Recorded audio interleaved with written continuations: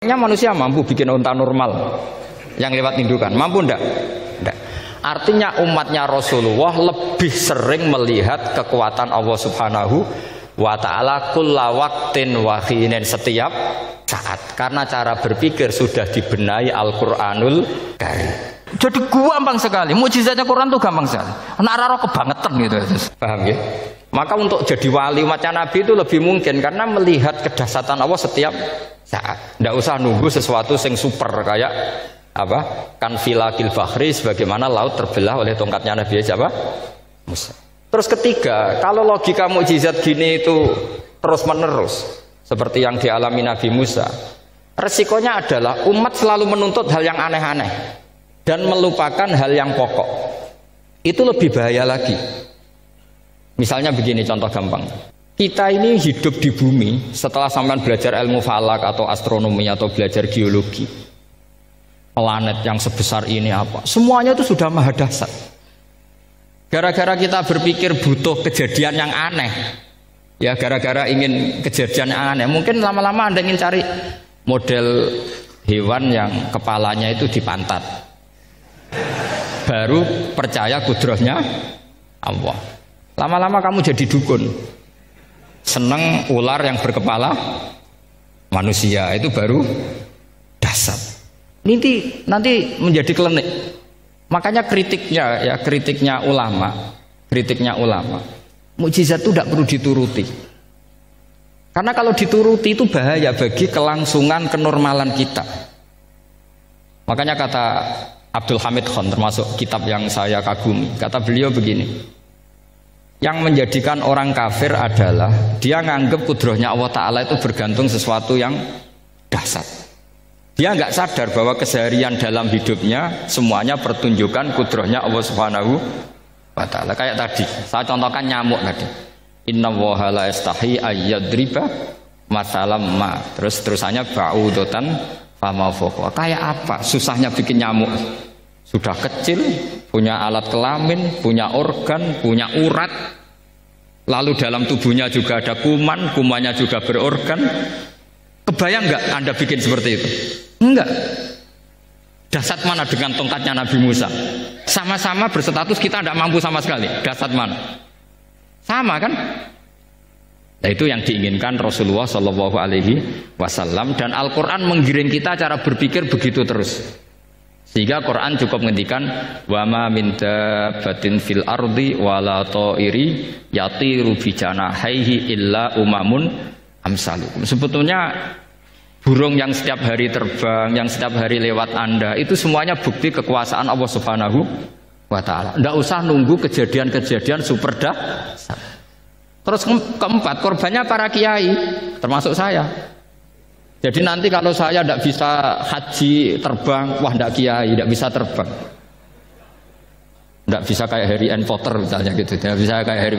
Jadi nanti kiai juga dituntut gitu, bisa terbang kayak Aladin.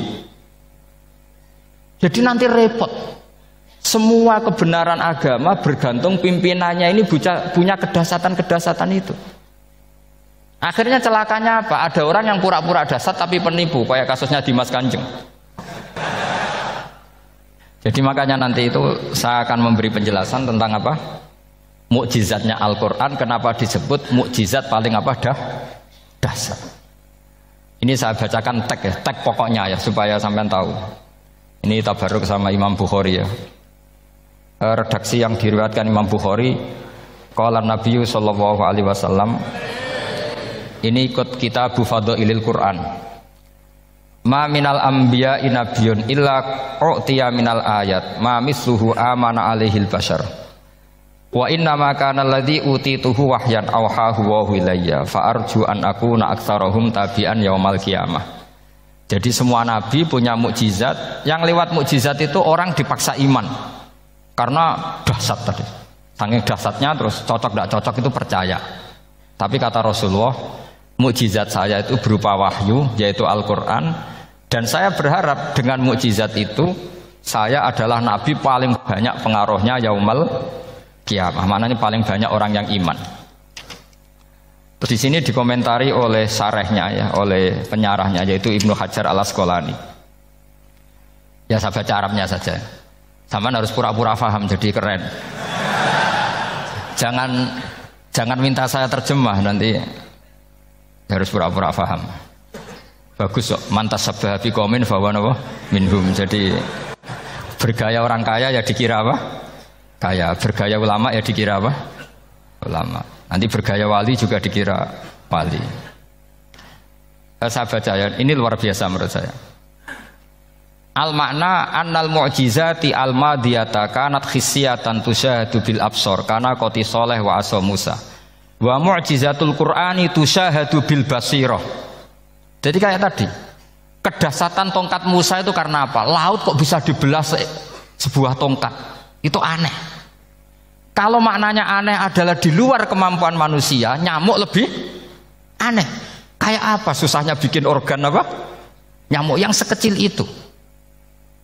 Artinya bedanya apa? Tongkatnya Nabi Musa dengan pertunjukan nyamuk yang sama-sama mengarah satu titik, yaitu mengakui absolutisme kudrahnya Allah Subhanahu. Sama ndak? Sama. Sehingga umatnya Rasulullah tidak perlu ditunggoni mukjizat simsalabim. Cukup penalaran akal. Ini namanya basirah apa? Basirah. Nggih jelas ya? Mohon sampean ra usah kepen roh tokate Nabi Musa to. Cekap melihat apa? Nyamuk. Ya sudah bagus, sudah maju, sudah keren. Ya jelas ya. Li'annal ladzi yushahadu bi ainir ra'si yang qaridu binqiradi musyahidihi walladzi yushahadu bi ainil aqli baqin yushahiduhu kullu man jaa ba'dal awwali mustamirron. Sesuatu yang dipertontonkan lewat sesuatu yang fisik kayak tongkat Nabi Musa, itu yang percaya langsung tentu yang melihat. Setelah itu ada yang percaya, ada yang enggak. Bisa saja itu hoax, bisa saja macam-macam.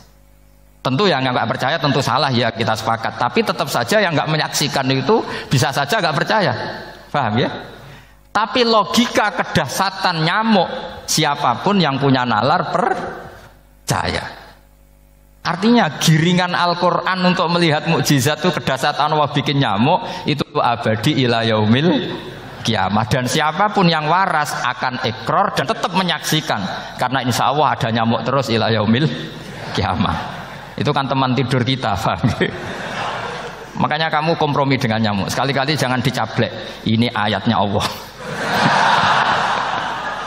Ya bila perlu dicium, dielus-elus gitu. Karena saya yakin yang hadir di sini andekan melihat tongkatnya Nabi Musa kira-kira dilus-elus enggak? Kira-kira. Andekan loh, kamu punya kesempatan melihat tongkatnya Nabi Musa, gimana? Dilus-elus, dikai mori. Dikai kembang 7 taman ya gitu. Tapi kenapa nyamuk tidak kamu begitukan? Toh sama-sama ini ayatnya Allah yang luar biasa. Makanya ini ngaji di sini saya ulang lagi, sama tidak perlu merasa punya hak adami sama saya, karena saya memang buyut saya kandung itu orang Damaran, namanya Mbah Hafsah. Hafsah itu binti Maksum bin Soleh bin Asnawi Sepuh. Jadi saya ini termasuk turunan beliau yang keluar dari Kudus di Rembang. Karena mbah saya kandung itu sepupunya Mbah Sahal, ya sama Mbah Sahal, ibunya Badiah. Badiah ya putrinya Mbah Hafsah ini. Kalau ibu saya namanya Sofiyah, ya putrinya Mbah Hafsah ini. Jadi kenapa saya cerita ini ya, memang Quran sudah terang-terangan ngendikan dzurriyatam ba'duhan apa mimba. Jadi kekuatan dzurriyah itu luar biasa. Jadi kita menjaga harkat dan martabat para leluhur supaya ilmu ini terjaga. Jangan marisi gaya netok, bayi alim terus putune pedita-pedidi gak alim terus gak keren, menurut saya itu malu gitu. Jadi marisi itu ya kalau putunya orang alim ya alimnya, jangan marisi mulyane. Orang alim terus mulya tok gelem dicucup itu gak keren menurut saya. Niru alimnya dulu baru sama-sama dicucup, itu baru betul, Pak. Jadi ada aturannya lah. Saya teruskan. Sehingga Quran kalau menggiring mukjizat, ketika Rasulullah SAW dituntut kafir Mekah, kita tahu kan mereka nuntut apa misalnya? Lan nu'mina laka hatta tafjura lana minal ardi napa yam bu'a au takuna laka jannatum min nakhili wa inabin fatufajjiral anhara khilalaha napa tafsira au tusqitas samaa kama za'amta alaina kisafan au ta'tiya billahi wal malaikati qabila au yakuna laka baitum min zuhrufin au tarqa sama. Masih mereka bilang gini, walan nu'mina liruqiyika hatta tunazzila alaina kitaban naqra'u. Mereka nuntut tuh, Muhammad saya percaya kamu Rasul, tapi syaratnya Mekah yang tandus sulap jadi kota yang subur makmur, menjadi jannat subur makmur. Atau begini saja Muhammad, kalau kamu gelo sama saya mangkel karena kita ada iman, turunkan saja azab. Kisafam minas sama, turunkan saja azab. Atau begini Muhammad, kamu kan bilang utusan Allah, kamu datang saja bersama Allah digandeng gitu. Digandeng terus sama Allah diangkat tangan kamu, dimaklumatkan kalau kamu rasulnya. Au ta'tiya billahi wal malaikati qabila. Karena mereka dengan logika yang salah. Yang dikatakan mukjizat itu sesuatu yang seperti itu. Artinya kalau kamu berpikir mukjizat yang seperti itu, berarti Anda turunan kafir Quraisy. Anda turunan apa? Kafir Quraisy. Maka gak boleh berpikir mujizat seperti itu. Nyatanya Allah cukup menjawab dengan ayat wa ma min dabatin fil ardi wala ta'iri yatiru bi janahihi illa umamun amsalukum. Dijawab lagi inna fi khalqis samawati wal ardi waqtilafil laili wan nahar wal fulkil lati tajri fil bahr saturuse la ayatil liqaumi yakin. Semudah itu kita iman kedahsyatan kudrahnya Allah. Cukup melihat kerbau. Kok bisa ya jaga populasinya? Padahal tidak pernah dia seminar cara jaga populasi. Nyatanya tetap terjaga. Tanpa lamaran ya bisa jaga keturunannya. Tanpa sesar ya anaknya lancar. Tanpa sesar kan? Artinya mereka bisa. Karena di sini ada kudratullah. Ada apa? Ada kudratullah. Nah kalau iman seperti itu, Anda baru betul. Yaitu yang disebut Allah ya tanazzalul amru bainahunna lita'lamu annallaha ala kulli syai'in qadir wa annallaha qad ahata bikulli syai'in ilma. Semua urusan di alam raya ini hanya Allah ingin mempertontonkan bahwa saya kuasa. Jadi tidak perlu nunggu yang aneh-aneh. Sehingga andaikan saya ketemu Nabi Musa dan ketemu Rasulullah Muhammad SAW, pasti saya milih Nabi Muhammad sebagai ketua.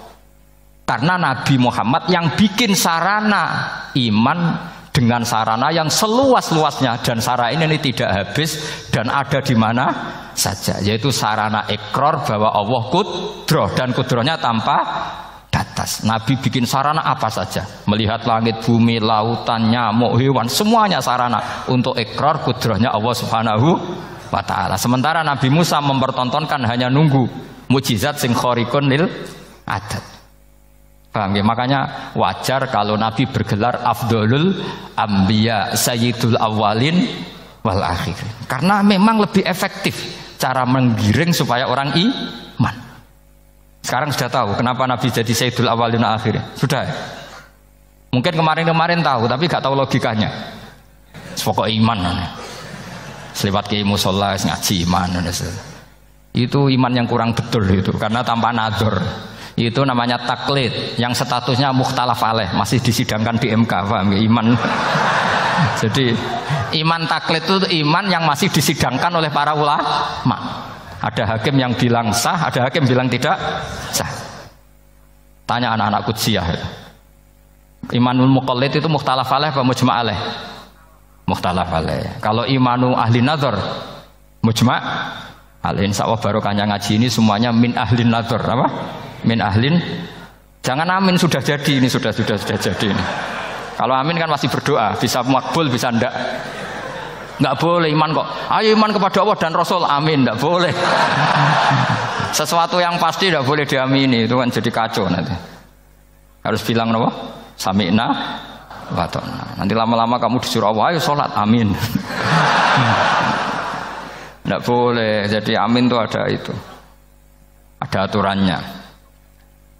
Tapi bukan berarti saya nyalahkan jenengan, enggak. Ya memang salah gitu. Jadi kan. Ya usah saya memang statusnya salah. Gitu. Ya saya ulang lagi ya. Berarti Rasulullah adalah Rasul yang sukses membuat sarana orang kembali ke Allah, mengakui kudrohnya Allah dengan sarana apa saja. Melihat rumput, melihat hewan, dan hewan itu ya apa saja. Gabah itu apa saja. Hewan yang melata di bumi apa saja, semua bukti kudrohnya Allah. Bahkan Rasulullah sukses membiarkan umatnya nggak ditunggui beliau tetap iman. Mergo ditunggui konsep sing super, gini kok Al-Qur'anul Karim. Jelas ya? Tapi caranya memahami ya seperti yang saya terangkan ini.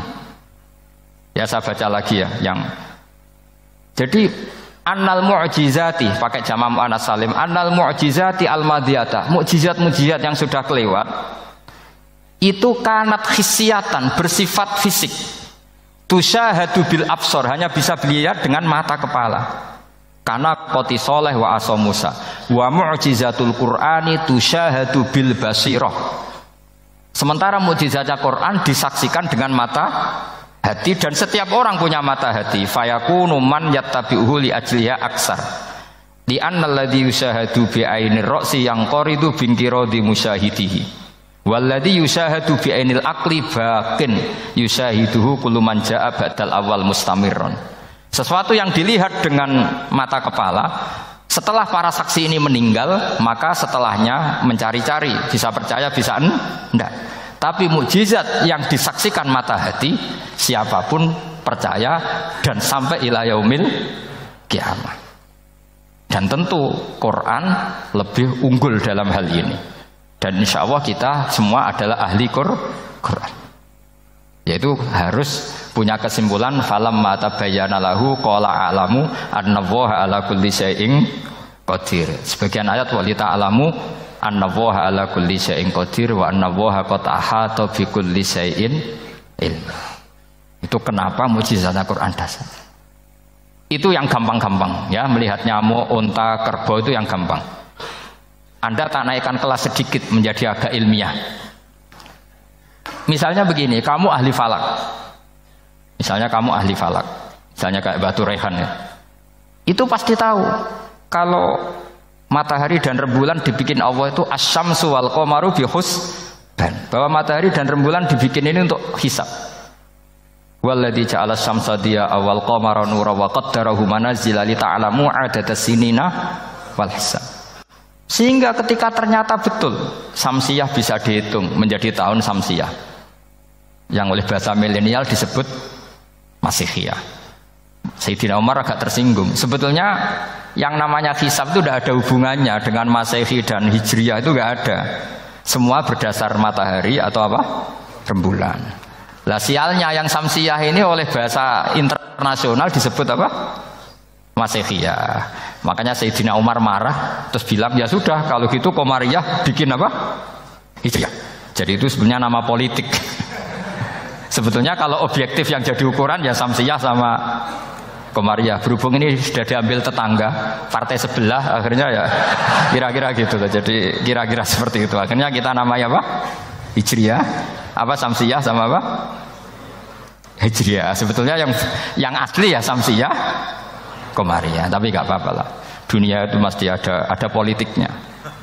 Lah yang repot orang-orang fanatik hukum pakai bahasa nasional, itu repot. Jadi misalnya kematian Yesus Kristus, itu mesti Batu Rehan kan nggak percaya. Akhirnya ditambahi kematian Sibeh. Karena kalau bilang iya kan percaya, makanya ditambahi apa? Sibeh. Karena menurut orang Islam berkeyakinan Nabi Isa itu gak terbunuh, maka ditambahi apa? Sibeh. Saya dulu pernah usul, karena beliau itu kalau manggil bahasa itu bude, jadi saya pernah sowan usul. Mbak ditulis gini saja, Mbak. Kematian Yesus dalam kurung katanya.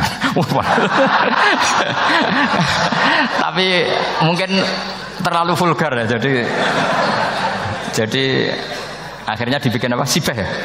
Di kalender Kudus kan apa? Sibeh ya, ditambahi Sibeh. Ya nggak apa-apa lah. Yang penting keyakinannya masih benar gitu. Jadi masih benar. Kalau usulan saya terlalu ekstrim, kasih apa? Katanya. Ya karena memang begitu kan, kita berkeyakinan Nabi Isa itu nggak terbunuh. Wa ma qataluhu wa ma sholabuhu walakin syubbihalahu. Jadi ini saya teruskan. Ini paling masih seperempat jam ini. Kalau kelamaan sampai dolim itu ganggu kiai lama-lama gitu. Saya tadi sudah bilang sama panitia, orang Indonesia itu gak sopan. Kalau suka kiai itu didatangkan, itu agak masalah sebetulnya. Dalam etika itu masalah. Kalau seneng kiai ya sowan ngaji. Jangan sowan di dalam, itu ganggu ya, sowan ngaji saja. Dulu Imam Malik itu anaknya raja itu, Imam Malik itu seangkatan dengan Harun Ar-Rasyid. Makanya jangan berharap kalau saya gampang diundang. Bukan karena saya sombong, memang etikanya seperti itu. Jadi Imam Malik diminta datang ke istana untuk ngajar anak-anaknya Harun apa? Ar-Rasyid. Masyhur Imam Malik tersinggung terus kata bilang, al ilmu yu'ta la ya'ti. Ilmu itu disowani bukan sowan. Akhirnya Harun Ar-Rasyid minta anak-anaknya datang ngaji ke Imam Malik. Itu anak presiden.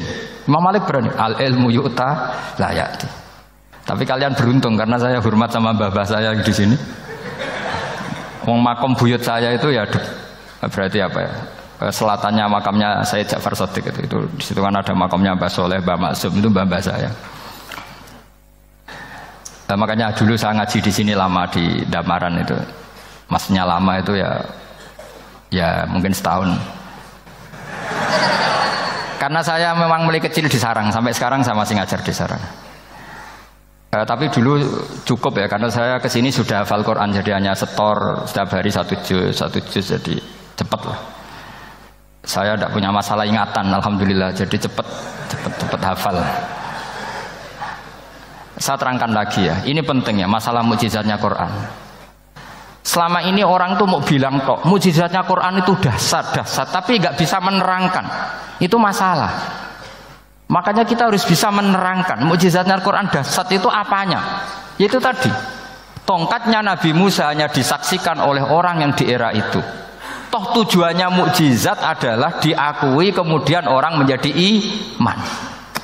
Lalu Rasulullah SAW beliau sudah intaqala ila rafiqil a'la. Tapi konsepnya Quran menjadikan orang yang nggak ditunggui beliau tetap iman ila yaumil kiamah. Itu yang maksud fa'arju an akuna aktsarahum tabi'an yaumal kiamah. Mukjizat saya itu cukup Quran kata Nabi, dan dengan mukjizat itu orang akan iman ila yaumil kiamah. Caranya seperti ini. Karena tadi sedahsyat-dahsyatnya mukjizat, tujuan utama orang terdikte supaya ikrar ngakui kudrohnya Allah. Lah ngono kok ngenteni tongkat sakti lah opo, cukup deloknya mau. Paham ya? Jelas ya? Alhamdulillah, mau naik kelas ini sudah benar, ini sudah benar. Terus kedua begini, kedahsyatan Quran lagi. Quran itu bisa merunut, mentartibkan logika. Bahkan logika ini logika yang universal. Siapa saja merasakan logika itu. Misalnya begini, dulu orang kafir itu punya Tuhan banyak. Tentu yang dipertuhankan yang mana? Yang dipertuhankan itu banyak. Karena pikiran mereka urusan banyak, problem banyak, ya Tuhannya harus banyak. Ada BPKB 3D kan, istri cerewet, macam-macam lah itu kan. Problemnya banyak, maka Tuhannya harus banyak. Karena Tuhan itu maknanya penyelesai masalah. Sehingga kalau masalahnya banyak, Tuhan harus banyak. Ketika Rasulullah membawa konsep satu Tuhan, mereka janggal. Makanya mereka bilang, aja'alal alihata ilaha wahida inna hadza lasyai'un ujab. Masa Tuhan satu? Ini aneh, nggak bisa. Tuhan harus banyak, karena masalah kita banyak. Itu terpatri, di otak mereka terpatri. Lalu Nabi dengan santai diajari Allah menerangkan, andaikan kalian punya majikan banyak dan perintahnya beda-beda, kamu suka enggak? Ya enggak suka, mat, enggak enak. Punya majikan banyak itu udah enak. Milih mana majikan banyak sama satu? Satu aja, mat. Tuhan kamu adalah majikan kamu. Kalau banyak kamu bingung. Ya mat, satu aja mat. Itu segampang itu. Jadi menggiring, Tuhan itu kan bos kita, tuan kita. Kalau banyak berarti yang memerintah kita banyak, dan bisa konflik bos-bos kita ini karena berebut anak buah tadi. Akhirnya mereka, kalau kamu punya majikan banyak dan perintahnya beda-beda, semuanya minta dilayani, kamu pusing enggak? Ya pusing, mat. Minta mana? Majikan banyak sama satu? Satu saja Muhammad. Ya Tuhan kamu adalah atasan kamu, maka harus satu. Mereka paham. Oke, mat, Tuhan satu. Itu yang dimaksud dorobawaw matalar rojulan fihi syuraka umutasyakisuna wa rojulan salamal lirojul hal yastawiyani masalah. Langsung alhamdulillah. Karena mereka yang paling bodoh pun paham dengan logika itu, paham. Kalau Tuhan banyak, perintahnya banyak, kita repot. Maka Allah bikin satu masalan, yaitu rajulan fihi syuraka umutasakisuna wa rajulan salamal dirajul. Satu lelaki, satu bos, satu perintah. Kayak apa mudahnya Allah. Kemudian mereka tetap menuhankan Lata, Hubal dan Uzza. Karena mereka dipertuhankan. Sebenarnya nggak pernah Tuhan, tapi dipertuhankan. Allah memberi contoh itu sederhana sekali. Wa daraballahu mathalar rajulaini ahaduhuma abkam la yaqdiru ala syai'in wa huwa kallun ala maulah aina ma yuwajjihu la ya'ti bi khair hal yastawi huwa may ya'muru bil adl. Kata Rasulullah, Lata itu menurut kamu apa? Ya Tuhan kami. Muhammad, Hubal ya Tuhan kami. Uzzah ya Tuhan kami. Lalu kalau mereka kotor ya saya mandikan. Kalau hidungnya coplok ya saya tata. Terus kata Rasulullah begini, kamu mau nggak punya budak atau pembantu yang buta, tuli, bisu? Kamu mau nggak punya pembantu loh ya, pembantu itu budak zaman dulu. Kamu mau nggak punya pembantu yang buta, yang tuli, yang bisu? Wah gak doyan mat, nggak apa pembantu ngono itu. Lah pembantu saja kamu tidak mau yang gitu kok malah punya bos begitu. Orang yang tuli, yang bisu, yang kopok, jadi pembantu saja nggak layak kok malah jadi pangeran. Paham ya? Arca dan berhala itu kan nggak bisa apa-apa. Kamu mau gaji ngasih THR pembantu yang kopok, bisu, picek, mau? Wong jadi pembantu saja nggak sah kok mau jadi apa? Tuhan atau jadi majikan. Jadi Allah bikin contoh gampang sekali. Wa daraba mathalar rajulaini ahaduma abkam la yaqdiru ala syai'in. Enggak bisa apa saja. Wa wa kallun amala maulah. Anane ngrepoti tok. Inama yuwajjihu la yati bi khair. Mudah sekali. Akhirnya mereka berbondong-bondong iman karena logikanya ditata oleh logika Al-Qur'an. Makanya agama ini sebenarnya enggak pernah datang dengan kekerasan, itu enggak pernah. Bil hujjah, dengan argumen itu disebut qul falillahil hujjatul balighah. Nah sekarang orang rapati soal argumentasi, senengane neror. Nah, itu rapati ngaji. Sebenarnya agama ini mudah. Ad-dinu yusrun, agama ini mudah, logikanya gampang. Untuk tidak menuhankan Yesus atau Isa, Quran juga datang dengan penjelasan yang enggak jelimet, yang gampang saja. Kata Allah, mal masih ibnu Maryam illa rasul qad khalas min qablihir rusul wa ummuhu siddiqah kana yakulanit ta'am. Kok arani pangeran piye? Nek mangan ya lesu. Kamu kebayang enggak misalnya punya Tuhan terus mbok gratisi pas marung. Terus kamu bangga, alhamdulillah tadi habis ngratisi Tuhan. Tadi kelihatannya kelaparan, tak gratisi, senangnya bukan main. Kamu mau punya Tuhan yang seperti itu? Mau? Enggak mau kan? Allah menjelaskan karena yakulanit ta'am. Kuduyan sego, artinya nak orang mangan yo lemes. Pas kamu minta ternyata Tuhannya baru lemes. Jadi Quran itu tidak sinis enggak, tapi menggiring logika bahwa ini tidak mungkin Tuhan. Wong kana yakulanit ta'am. Gampang kan? Itu gampang. Gampang sekali, logika Quran itu gampang sekali. Dan masalahnya kita sekarang tidak mengkaji Quran yang sisi ini. Ya termasuk kritik kita ya, tapi ya sudahlah, ini dunia ya macam-macam. Ono sing ngaramno lomba, ono sing mendukung lomba, macam-macam. Saya tidak dalam posisi mendukung dan menolak. Saya 0-0, jadi tidak ke kanan tidak ke kiri dalam konteks tadi. Karena ya sudahlah, itu sudah takdir, semuanya takdir. Ada yang setuju lomba, ada yang mengharamkan apa? Lomba. Tapi sebetulnya kalau kita berpikir Quran diturunkan ya untuk yang saya terangkan ini, menjaga logika agama al-hujjah al-balighah ila yaumil kiamah. Karena kita tidak perlu tongkat lagi Nabi Musa, nggak perlu ontanya Nabi Soleh. Cukup dikawal aturan-aturan iman yang cukup mudah dan kita temukan di mana saja ayat-ayat itu. Yaitu wa ma min dabatin fil ardi wala ta'iri yatiru bi janahihi illa umamun amsalukum atau inna fi khalqis samawati wal ardi dan seterusnya. Ya, cara berpikir gimana Gus? Gampang tadi. Kalau tongkat Nabi Musa membelah laut adalah hal yang kita tidak mampu. Memangnya kita mampu bikin langit bumi? Tidak mampu kan? Berarti ini sudah cukup menjadi ayat kekuasaannya Allah. Jelas kan? Maka mukjizat Quran ini mengawal umatnya Rasulullah Sallallahu Alaihi Wasallam ila yaumil kiamat dengan logika seperti itu. Saya ulang lagi, dengan logika seperti itu. Maka ulama nggak boleh berhenti seperti saya ngomong terus seperti ini.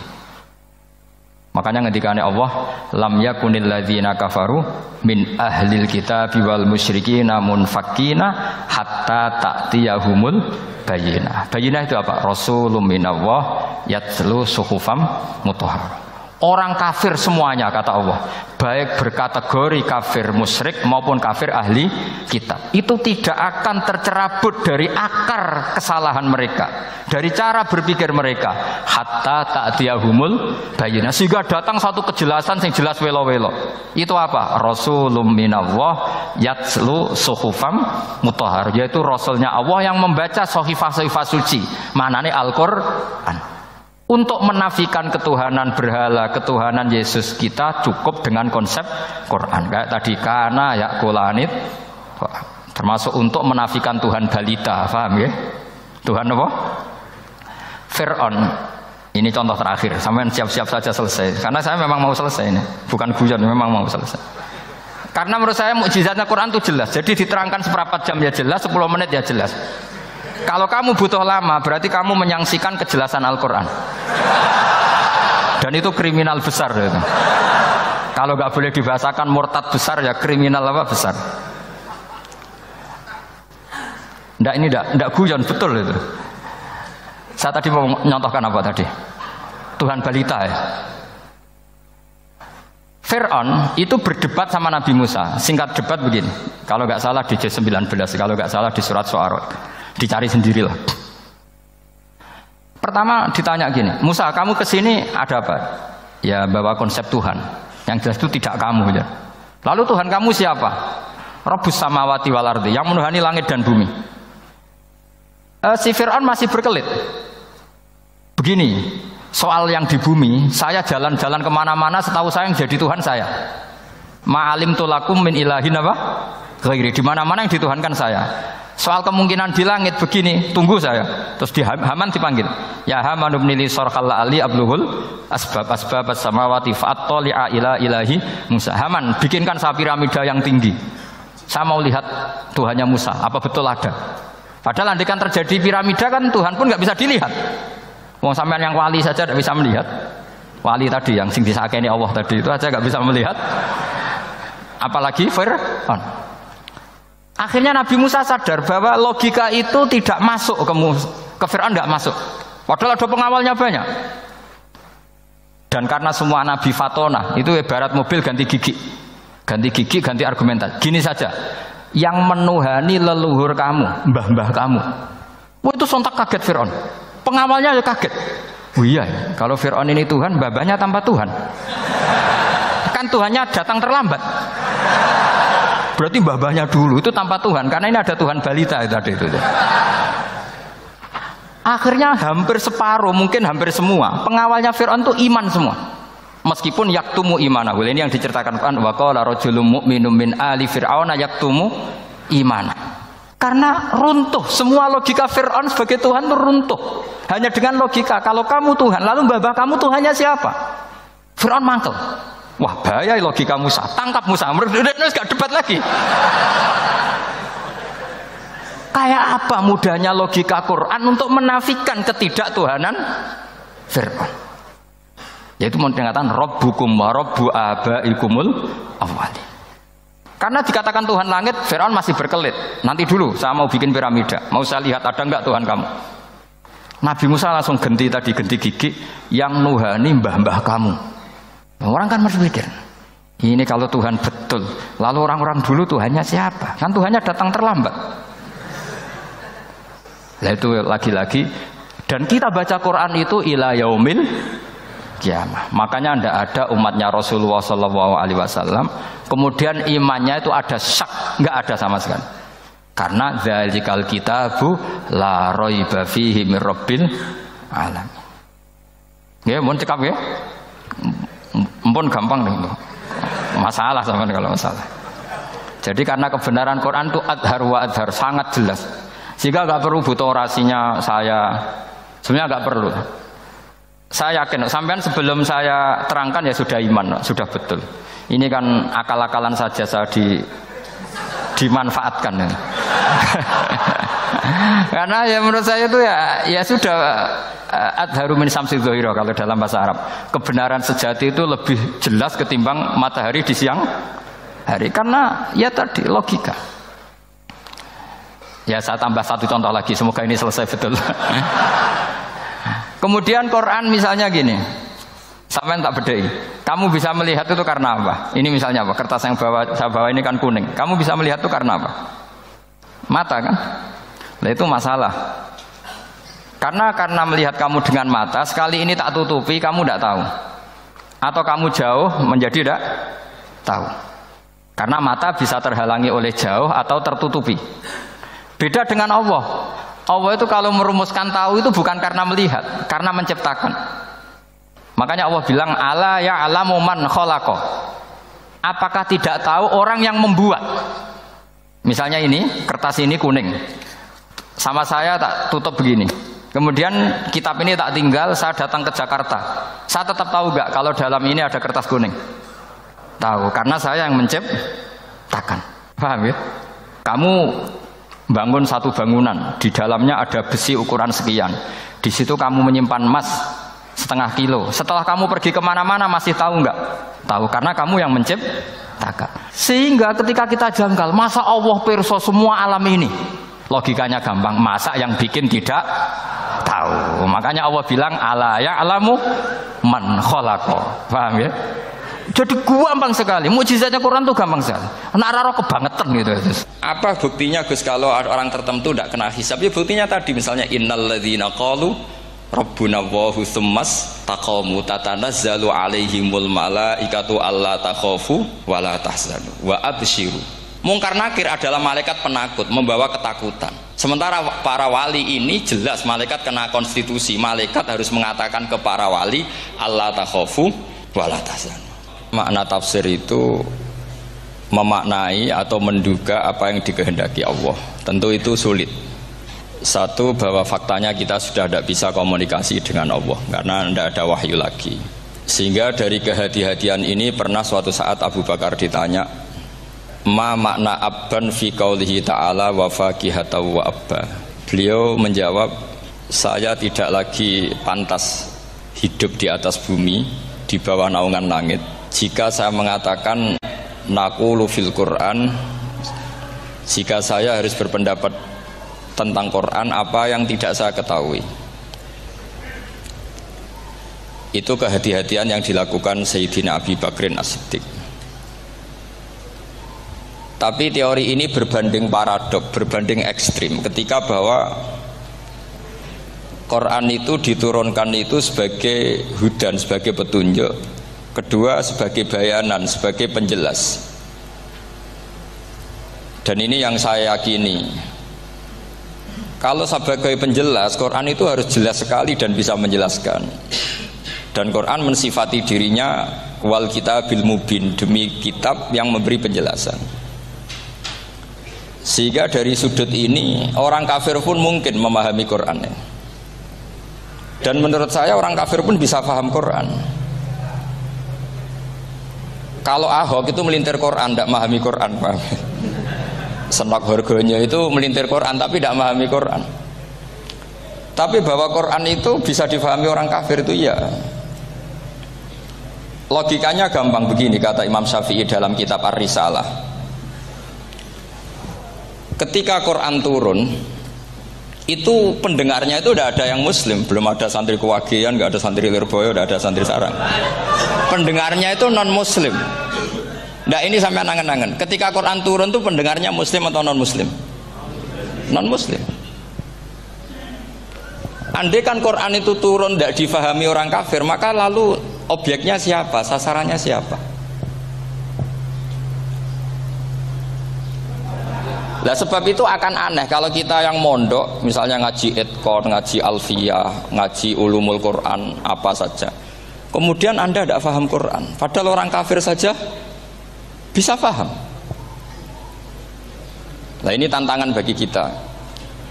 Sing kafir wis paham Quran, masa kita santri tidak paham Quran. Makanya begini, di antara awal-awal periode Makkiyah ada surat disebut Qul ya ayyuhal kafirun. Katakan Muhammad ya ayyuhal kafirun. Karena mukhatabnya atau lawan dialeknya Nabi adalah orang-orang apa? Kafir.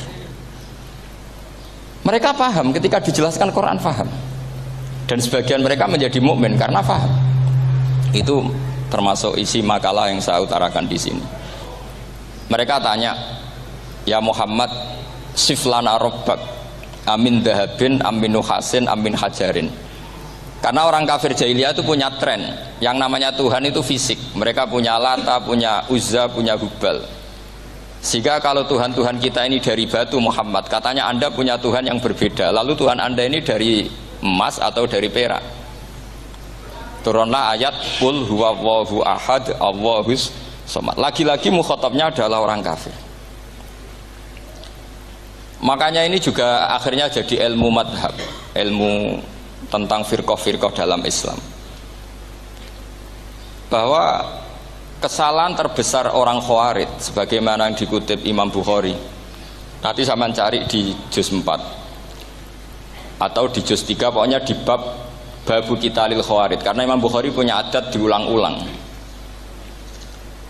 Kata Ibnu Umar yang dikutip Imam Bukhari, innahum intolaku ila ayatin nazalat fil kufar faja'aluha alal mu'minin. Orang-orang Khawarij atau kalau sekarang orang-orang radikalisme itu meneliti Quran, kemudian ketika ada kriteria manusia-manusia tertentu itu dianggap itu kenanya orang Islam, korbannya orang Islam.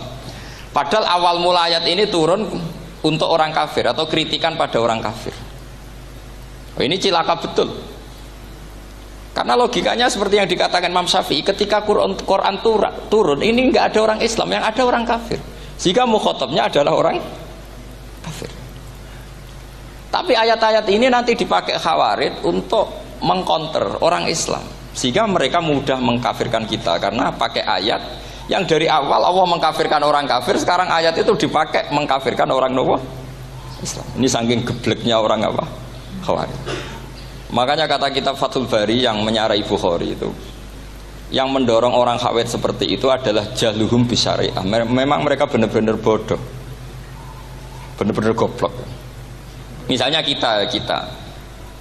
kita kiai atau kita ma'arif atau kita santri atau kita orang soleh, kemudian kita tidak bisa melakukan apa yang kita katakan.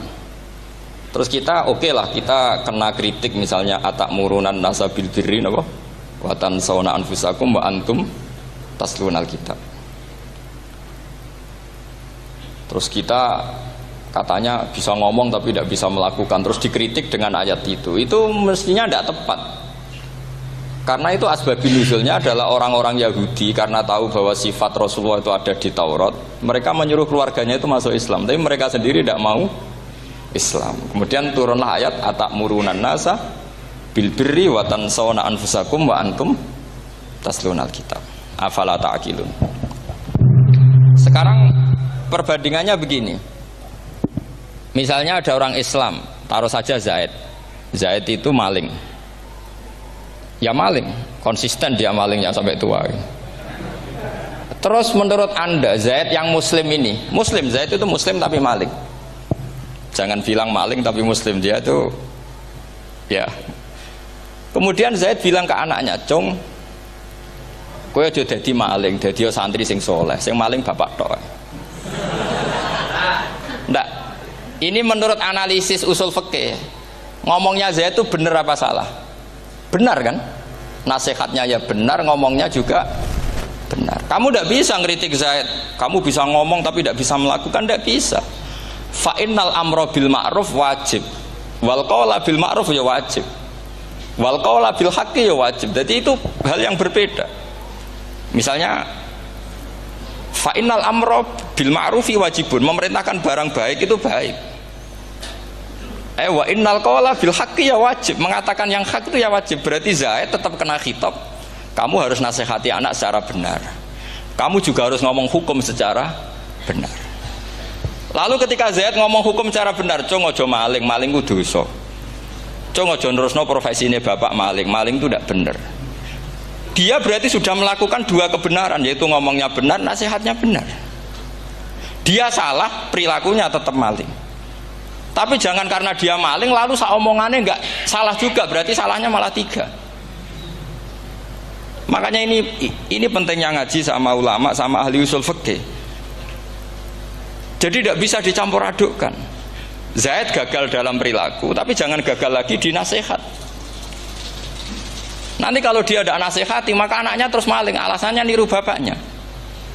Karena bapaknya kalau mau nasihati nanti disemprit sama santri-santri. Pak, sampean ra oleh nasihati anake ra usah maling, sampean dhewe maling. Oh, tidak bisa cara usul fikih. Itu malah yudraku kulluh, la yudraku napa? Kulluh, atau bahasa populernya al-maisur la yasqutu bil ma'sur. Misalnya kita sebagai kiai hanya bisa takrib, hanya bisa jurumiyah. Apa yang muda Fatul Mu'in cik abote bulet, maknanya bulet. Kamu tidak boleh ngomong gini, Cong, kowe sebagai muridku kudu nurut aku. Nak gurumu goblok tok takrib, kowe tok takrib wae. Gak oleh ngelangkai guru, gak sopan gitu misalnya gitu. Gak boleh gitu. Tetap kita ngomong, Cong, kowe aja koyo aku. Kowe kudu alim Fatul Mu'in, alim Fatul Wahab. Sama tidak bisa protes, Pak Guru sendiri tidak bisa.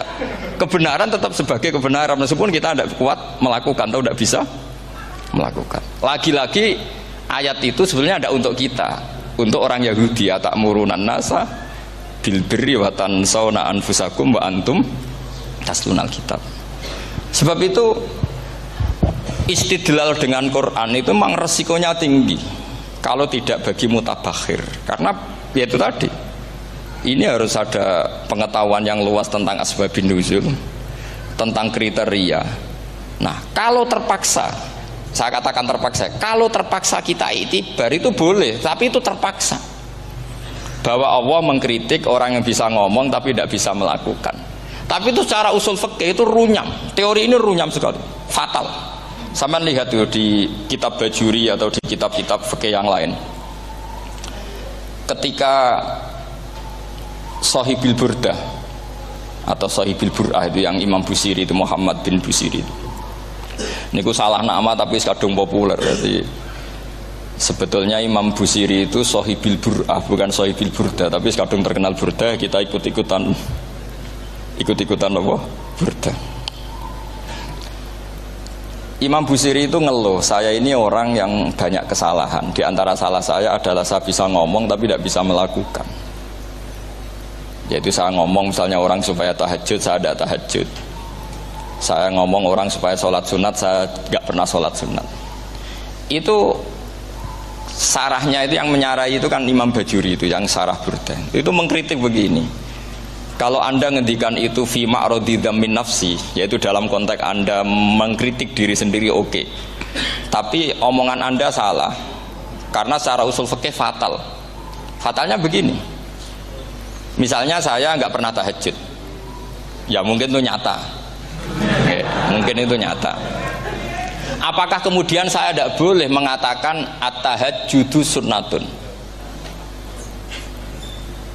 Apa saya diwajibkan diam hanya karena saya tidak pernah tahajud, terus saya seorang kiai yang haram mengatakan at-tahajjud sunnatun? Saya harus tetap mengatakan kalau tahajud itu sunnah. Saya kalau punya santri terus saya bilang, Cong, napas nganggur yuk tahajud itu sunat. Karena mengatakan kebaikan pasti bagian dari kebaikan itu sendiri.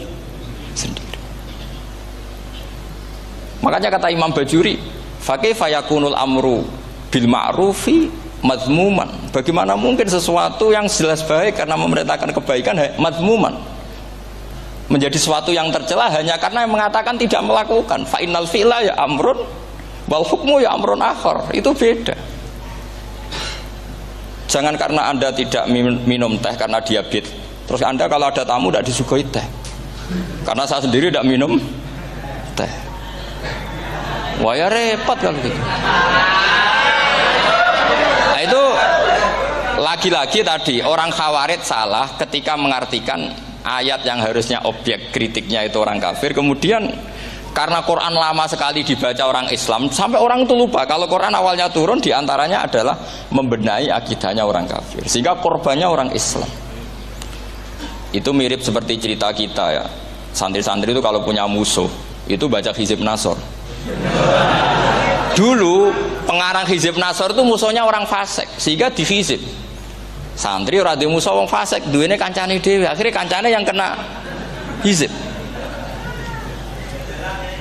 Nah ini penting saya aturkan ya, sama seperti itu. Lama sekali Quran itu hanya dibaca orang Islam dan komunitasnya Muslim, sehingga seakan-akan semua kritikan Quran itu pada orang nopo Islam.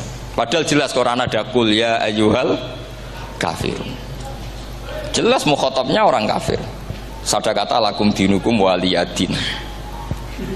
Nah ini penting kalau aturakan. Makanya kalau melihat itu, Quran jelas bisa difahami orang kafir. Bahkan banyak orang kafir yang menjadi Muslim karena faham maknanya apa? Faham maknanya Quran. Itu jelas sekali. Itu masyhur sekali dialeknya Nabi dengan Walid bin Mughirah, dengan Utbah, dengan banyak sekali, termasuk dengan Abu Jahal, dengan Abu Lahab. Bahkan orang-orang kafir Quraisy itu menyewa namanya Musailamah Al-Kadzab. Kalau di sini umumnya baca Musailamah apa Musailimah? Trennya di sini pakai fathah ya. Oh, itu entah ya, nggak tahu saya yang masalah yang mana itu kan, karena memang kalau dalam ilmu riwayat itu sekali salah baca itu kasus betul, kayak Sa'id bin Musayyab atau Sa'id bin Musayyib itu ketika beliau sugeng itu kalau dipanggil Sa'id bin Musayyab itu marah besar, karena maknanya Sa'id al-Musayyab itu yang ditawan. Makanya beliau bilang sayyabatni Irak wa anal Musayyib. Orang Irak mengatakan saya ini ditawan, sebenarnya saya yang menawan mereka. Tapi al-masyhur itu dibaca Sa'id bin Musayyab, padahal dia tidak mau dipanggil Sa'id bin Musayyab, Sa'id bin Musayyab. Karena nama ini penting. Pentingnya begini, ini kata Rasulullah kalau sedang guyon, kata Nabi, mbok kamu itu sekali-kali mikir, kenapa saya ini diberi nama Allah Muhammad, katanya. Ini hadis sahih di Bukhari, ada di Kitabul Adab, banyaklah teks ini. Kenapa ya Rasulullah? Allah itu senang bingung wong kafir, kata Rasulullah. Karena Abu Jahal kalau manggil saya jadi bingung. Itu kalau orang Arab kan pasti tahu maknanya. Muhammad maknanya orang yang terpuji. Sehingga kalau Abu Lahab ngomong itu jadi paradok. Hei orang yang terpuji, kamu bohong. Kan jadi aneh. Ya Muhammad kadzabta. Hei Muhammad kamu bohong. Kalau diterjemahkan hei orang terpuji, kamu bohong. Itu akhirnya sahabat tertawa-tawa.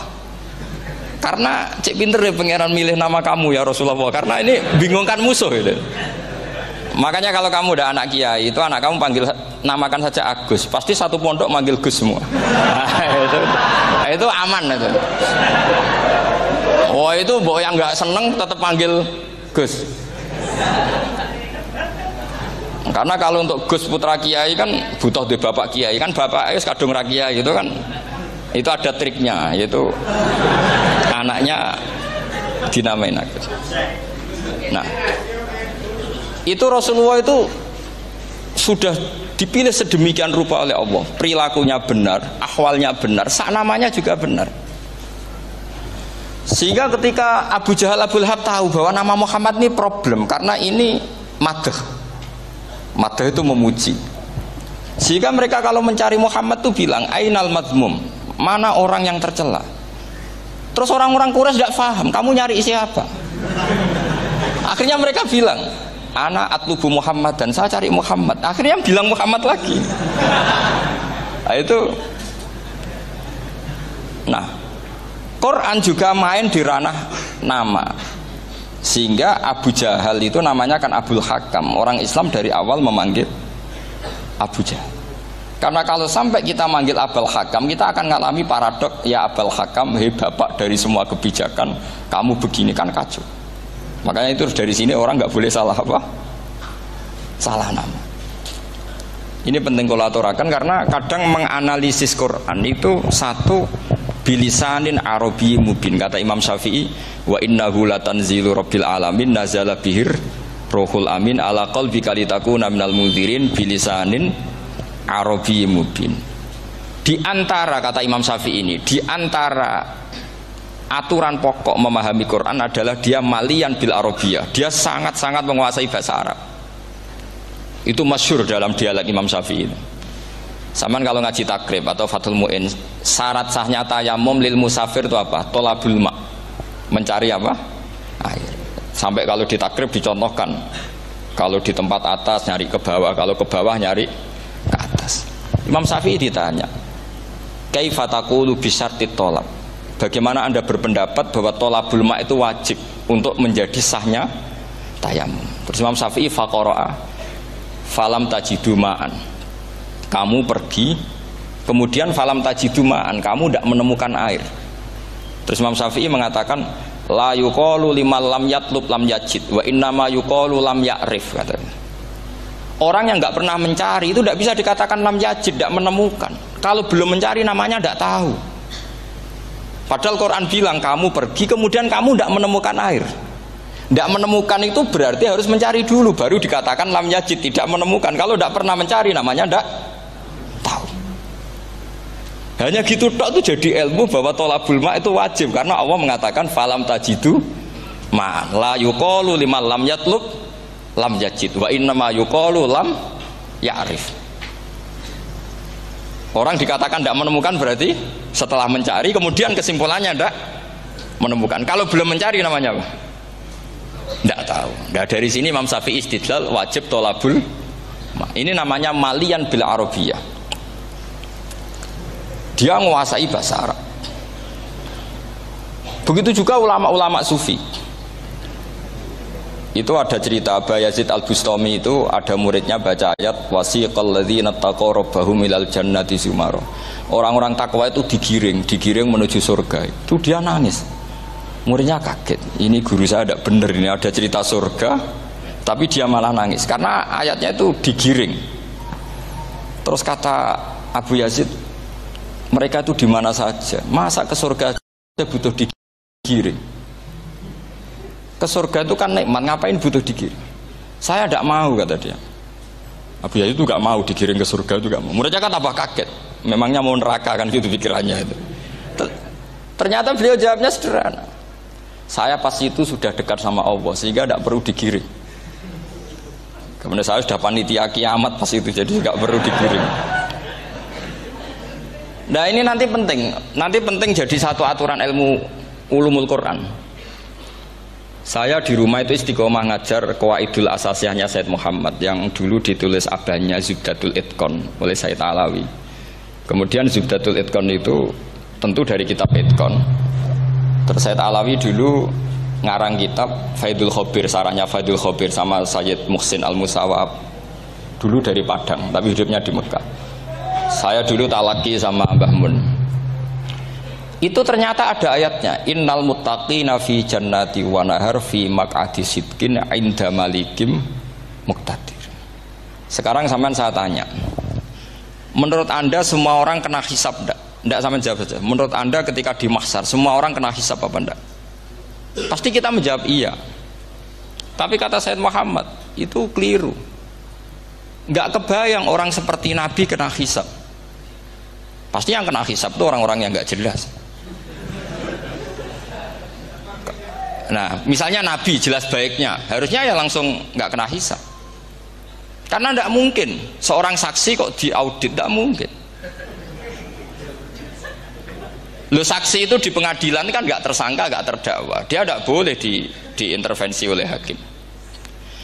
Nah, Rasulullah ketika kiamat, ketika fil mahsyar, fi faslil qada itu jelas, fa kaifa idza ji'na min kulli ummatin bisyahidi wa ji'na bika ala haula'i syahida.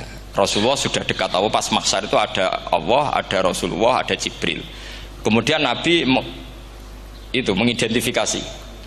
Ditanya sama Allah, bener mat ini umatmu? Ya, niki umatmu ya.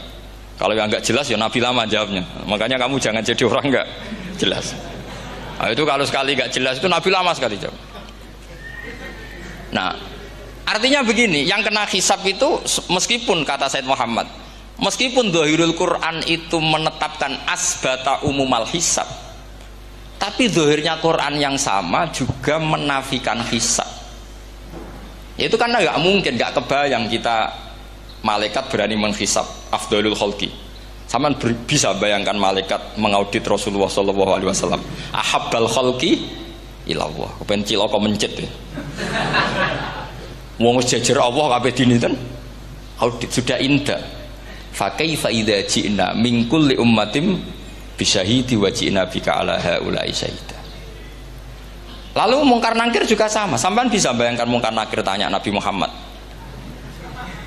Tesnya susah.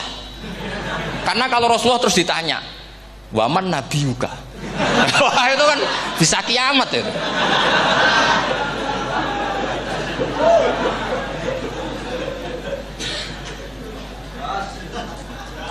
Paham ya? Makanya kata Sayyid Muhammad, ini kan teman-teman tanya, piye carane alim tafsirnya saja, caranya satu hafal Quran, dua hafal Sahih Muslim, tiga semua orang sudah mati, tinggal kamu yang alim.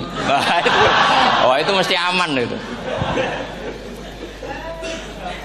Nah kalau sampean tanya saya, apa buktinya Gus kalau orang tertentu tidak kena hisab? Ya buktinya tadi misalnya innalladzina qalu rabbuna Allahu tsummas taqamu tatanazzalu alaihimul malaikatu alla takhafu wala tahzanu wa absyiru. Mungkar nakir adalah malaikat penakut membawa ketakutan. Sementara para wali ini jelas malaikat kena konstitusi. Malaikat harus mengatakan ke para wali alla takhafu wala tahzanu. Padahal Nabi tentu sayyidul auli. Para wali saja malaikat kena aturan kamu harus bilang alla takhafu wala tahzanu wa absyiru. Hei para wali, kamu jangan susah, jangan gentar, kamu harus gembira. Kamu bisa bayangkan misalnya mungkar nakir bawa godok, kata orang kalau dipukul ajul sak walang-walang. Kemudian kamu bayangkan Syekh Abdul Qadir ngalami itu, Abdul Hasan Asyadali ngalami itu, Abu Yazid Al-Bustami. Kalau itu ngalami gitu semua, ngapain kita jadikan mursyid? Kan sama nasibnya dengan kita. Nah, Zahirul Quran mengatakan asbatal hisabah, tapi Zahirul Quran di ayat yang lain lam yusbit al hisabah. Makanya tadi umumul Quran juga ditaksis dengan muqayyid, yang mutlak ditaksis dengan yang muqayyad, yang mujmal ya sama seperti itu, aturannya seperti itu, ditafsil sama yang mufassal. Sama orang kafir yang jelas, sampean bisa bayangkan malaikat ngaudit Fir'aun, cek kurang penggaweane, jelas eleke kok di audit. Misalnya Abu Lahab di audit, oh malaikatnya celaka mencit. Berarti dia agak percaya sama pernyataan Tuhan tabat yada abi lahabiu. Malaikat kok ngaudit Abu Lahab, mungkin Gusti kula ceke nak menawi wonten api. Lho ki ora tau ngaji Quran tapi wong ayate tabat yada kok cek di cek. Nah, yang seperti ini masuknya kategori ulaikal ladzina, saterusé mereka yang kafir bi ayati rabbihim wa liqaihi fahabitos a'maluhum fala nuqimu lahum yaumal qiyamati wasna. Jadi ada orang-orang kafir yang jelas kena aturan fala nuqimu lahum yaumal qiyamati wasna. Jelas kafirnya ya gak kena hisab, yang jelas nabinya, jelas wasinya juga gak kena hisab. Yang kena kita di tengah-tengah. Tapi ilmu itu ikut mainstream karena semua orang bilang ada hisab, ya kita ikut-ikutan bilang, ya sudah gitu saja. Tapi kalau aslinya rapati percaya. Umumnya uang gerono mati ditalkin, ya kita melok-melokan nalkin. Tapi kalau kadang ya gak kebayang. Piye nak wali-wali ditalkin. Makanya ada di dunia wali itu ada cerita Rabi'ah Adawiyah, itu termasuk keramat beliau itu. Kali Imam Sibawi kan dalam cerita wali kan ditanya marrobuka, ngapunten niku man mausul napa istifham. Wah itu malaikatnya ndak pernah khataman alfiyah kan repot. Kalau Rabi Adawiyah lebih parah lagi, itu beliau tuh nangis sekeras-kerasnya, nangis terisak-isak, dia tersiksa. Ya Allah, engkau itu zat yang paling saya kenali dan harusnya semua makhluk itu kenal engkau, tapi ini hamba engkau tanya engkau itu siapa ya? Itu kan ini orang aneh kata gitu. Karena Allah itu adharud dzahir, kata sampai Imam Sibawi silakan a'raful ma'arif. Jadi wong ora Allah wis geblek tenan dari Imam Sibawi. Imam Sibawi kan atas nama dia pakar nahwu pertama mengatakan Domir paling makrifat di antara 6 isim makrifat, paling makrifat itu domir. Tapi meskipun gitu, a'raful ma'arif Allah. Yang paling makrifat dari sekian isim makrifat itu Allah. Artinya satu nama yang orang harus kenal semua. Makanya di antara keramat beliau ketika ditanya, wong kok ora tau ngaji fikih men ngaji nahwu wae. Gak tahu dia ngaji carane sesuci, carane iddah to, gak tahu ngaji nahwu. Terus dia tanya, bima fa'ala rabbuka. Lalu Allah memperlakukan kamu gimana? Terus kata Imam Subabeh, ghafaroli, Allah mengampuni saya karena saya orang yang mengatakan Allahu a'raful ma'arif. Ini penting kalau aturakan. Jadi makanya kalau sampean tanya caranya ilmu alim gimana, ya satu tadi, kalau sampean masih banyak orang hidup, syaratnya kamu harus hafal Quran, hafal hadis, hafal sekian ribu hadis, hafal sekian ulumul Quran. Itu kalau masih banyak orang hidup. Kalau sudah kamu sendiri hidup, ya sudah, pokoknya isokulhu ya salim sendiri kan, nggak ada saingannya. Makanya kata Sayyid Muhammad, beliau mengatakan, kita meyakini umumal hisab ya berdasar zahiril Quran, kita menafikan umumal hisab, bahwa hisab hanya yahtassul liqaumin duna qaumin juga berdasar zahiril Quran. Kita percaya semua mayat ditanya mungkar nangkir ya berdasar zahiril ahadis. Kita tidak mengumumkan teks ini juga berdasar zahiril ahadis. Karena malaikat mungkar nakir juga malaikat. Berarti dia kena aturan kalau ketemu para wali Allah takhafu wala tahzanu. Faham sih belum maksudnya? Ini penting kalau aturakan. Jadi makanya aspeknya sampean bisa memulai kalau ingin jadi orang alim tafsir, bisa mulai dari yang mudah saja, yang fikih saja. Makanya kata Imam Ghazali, kenapa Mu'tazilah jadi segoblok itu? Karena dia tertipu oleh umumatul Quran, oleh teks-teks umum. Dia tidak tahu mukhassisnya. Padahal setiap ayat umum itu pasti ada mukhassis. Misalnya begini ya, kalau kamu maknanya fikih saja, contoh yang paling mudah familiar itu fikih ya. Misalnya kita ngaji Quran, wal mutallaqatu yatarabbasna bi anfusihinna salasata quru. Kalau orang dicerai, itu iddahnya itu 3 kali masa nopo suci. Apakah aturan iddah seperti ini hal hadhil iddah amatun likulli mutallaqatin am li mutallaqatin makhsusah? Apa ini semua mutallaqah iddahnya pasti salah satu quru, apa orang tertentu?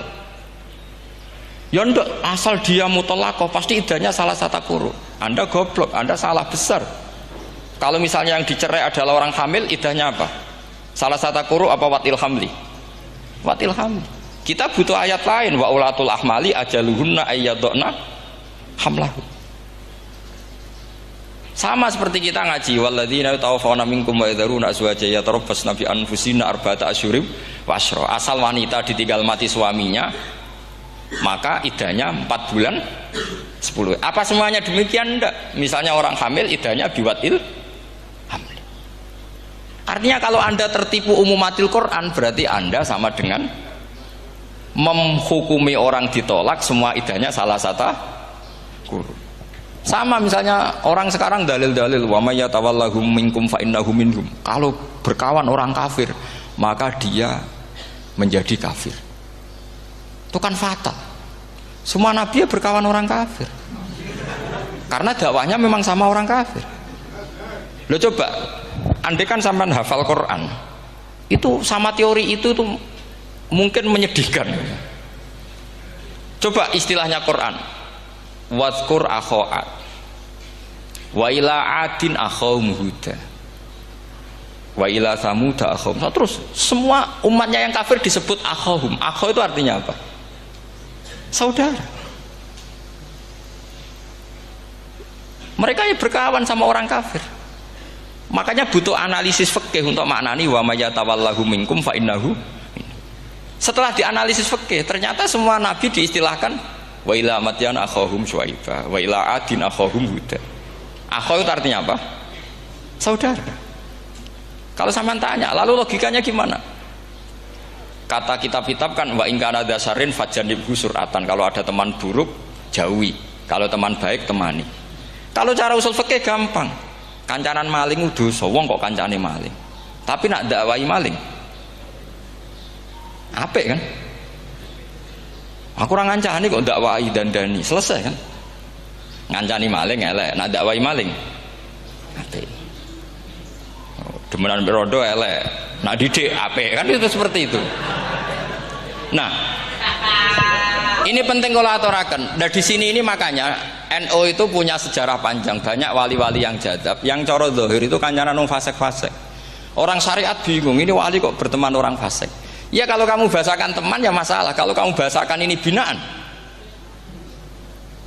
Tidak sama jawab saja, kalau dibahasakan teman masalah nggak masalah kan, tapi kalau dibahasakan itu binaan, selesai kan? Sama, Nabi berkawan orang kafir itu tidak karena berkawan, itu binaan Nabi. Memang Nabi itu jadi Nabi, objeknya adalah mengislamkan orang kafir. Ya berlama-lama Nabi dialek dengan mereka, muasyarah sama mereka. Bahkan Nabi diharuskan bersikap baik sama mereka. Itu yang disebut fabima rahmatim minallahi lintalahum walau kunta faddzan ghalidhal qalbi lan faddu min hawl. Tapi sekarang itu orang sudah tidak pakai ilmu. Orang-orang radikalisme itu nggak pakai usul fikih. Pokoknya kalau ada ayat terjemahnya gini ya sudah itu jadi madhab. Akhirnya kecelakaan seperti ini. Pokoknya kalau ada ayat faqtulul musyrikina haitsu wajadtumuhum wa khudhuhum wahsuruhum wa'udu lahum kulla marsad. Sudah hafalnya ayat itu saja. Dia tidak mau ngapalkan misalnya qatilul ladzina yuqatilunakum. Ada ayat lagi wa akhrijuhum yamin haitsu akhrajukum. Sehingga ulama kita membagi kafir itu ada harbi, kita musuhi, ada zimmi, ada muahad, ada musta'man. Itu ulama karena tahu tidak semua orang kafir itu harbi, tidak semuanya zimmi, tidak semuanya muahad, tidak semuanya musta'man. Kalau harbi oke, kita perang, kalau zimmi ya kita bina, kalau muahad ya sesuai perjanjian kita, kompensasinya apa, MOU-nya kayak apa. Tapi apalnya mereka ayat satu tema. Nah celakanya kita yang ngaji di pondok-pondok yang katanya spesialis ingin alim tafsir, apalnya ya satu ayat juga. Wah itu kan satu ayat versus satu ayat, itu ngeri. Makanya kalau sama tanya saya, ini katanya di acara ini sama tanya gimana caranya jadi ahli tafsir, saya jawab gampang. Caranya itu hafal Quran, hafal hadis, terus hafal ulumul Quran. Ya misalnya Nadoman ya Faidul Khobir lah. Kalau kitab Nasar ya minimal itu setengah lanya itkon lah. Kalau nggak lanya-lanya amat ya agak lanya.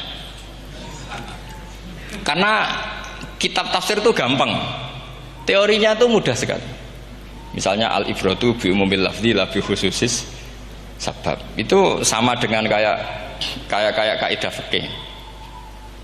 Karena kalau kaidah fikih itu saya itu pernah dibisui kiai itu. Ini kisah nyata itu. Dibisui kiai itu pas basul masail. Dulu saya itu masih sering mau basul masail. Tadi mun pensiun mun mboten niku mun.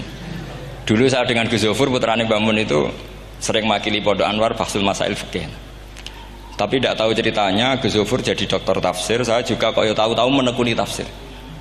Lama-lama orang itu lupa status saya yang fakih ya. Makanya saya itu ya kadang eman gitu karena ini status penting juga. Tapi status fikih itu kadang memang menyesatkan. Karena begini, itu dulu pernah ada basul masail itu begini. Ini kisah nyata ini. Ada desainer baju putri untuk putri, anak putri. Kemudian desainer itu menciptakan satu celana pendek atau celana seperempat. Dengan desain ini pasti kalau dipakai itu auratnya itu kelihatan.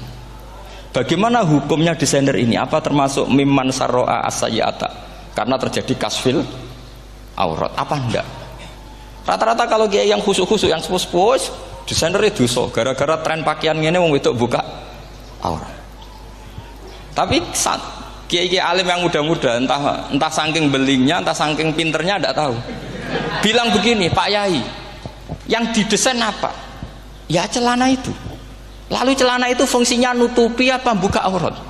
Ya nutupi. Lu kan lumayan urun nutupi. Kalau haram ya dicopot, lu kan malah parah itu. Bingung kayaknya. Sampai bilang gini kan, wah semanis. Itu kan makanya ini guyon ilmiah. Repotnya ngadepi orang alim muda itu kan mbok gedhingi ku ilmiah, mbok senengi fasik.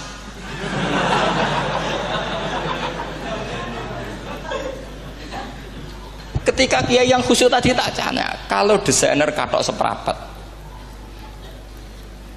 paham gitu? Kau coba yang celana dalam terlalu vulgar itu, paham gitu? Nggak rok saja lah, rok mini misalnya, rok selutut. Sampean jangan ngeres ya, yang rok selutut misalnya. Rok selutut itu desainernya kena hukum haram enggak? Sampean jawab saja. Oh haram dari Kiai Sepuh karena dengan desain itu misalnya lututnya kelihatan. Tapi pertanyaannya Kiai Muda saya masih ingat betul, saya tanya. Lalu fungsi pakaian itu apa Pak Yai? Fungsi itu kan tetap nutupi sebagian aurat. Kalau Anda haramkan, barang haram itu harus dihilangkan. Nah, itu. Sampai Kiai itu setelah acara itu manggil saya. Gus, kalau ngakoni jenengan alim tapi iki padha repote. Padha repote ku nak dalam itu kan terus itu ada perumusan di redaksi keputusan yang dijual itu yang masail fikihnya kan terus diputuskan dibukukan. Kalau redaksinya halal Gus nanti orang pakai rok semua. Dan saya balik bantah, kalau redaksinya haram orang enggak pakai rok lah. Akhirnya itu apa? Kebijakannya lucu. Buak we Gus, pertanyaan itu buak sak jawabannya oh nggih. Jadi kita debat tidak jadi.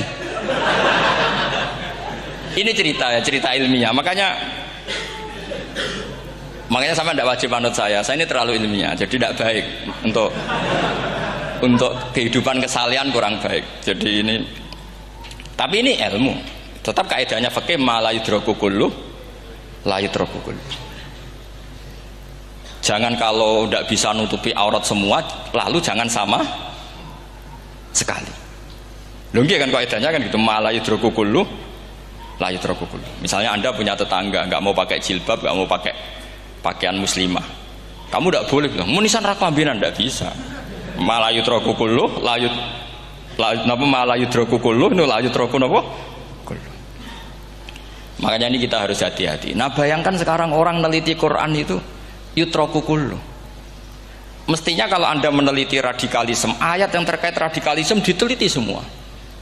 Ternyata di surat Taubat yang disebut suratus Saif yang bahkan haram baca bismillah, itu ada ayat wa in ahadum minal musyrikin nastajaraka fa'ajirhu hatta yasma'a kalam Allah summa ablighu ma'mana. Muhammad, kalau ada orang kafir mau belajar Quran sama kamu ya harus kamu pelajari hatta yasma'a kalam Allah. Setelah mereka mau belajar ya ablighu ma'mana summa ablighu ma'mana, kamu harus menjamin keamanan dia.